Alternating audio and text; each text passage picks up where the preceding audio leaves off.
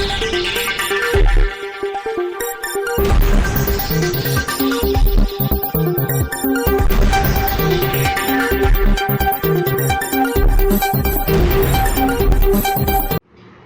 દર્શક મિત્રો, આપ જોઈ રહ્યા છો શ્રીનોદ સમાચાર।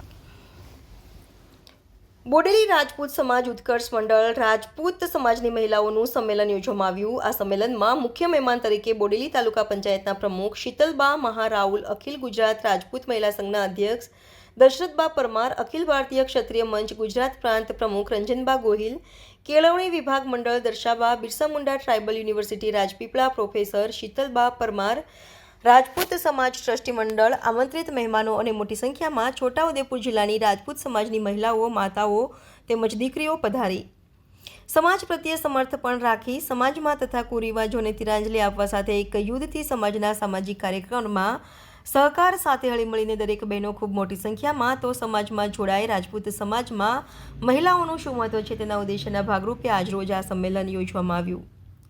સંમેલનનો પ્રારંભ કરતા શીતલબા મહારાઉલે સમાજની મહિલાઓને આહવાન આપ્યું હતું કે હવે આપણે જાગૃત થયા છીએ ત્યારે સમાજે આપણા પર વિશ્વાસ મૂકીને આ સ્ટેજ આપ્યું છે ત્યારે આપણે એ વિશ્વાસને ખરા અર્થમાં સાચો પુરવાર કરવાનો છે।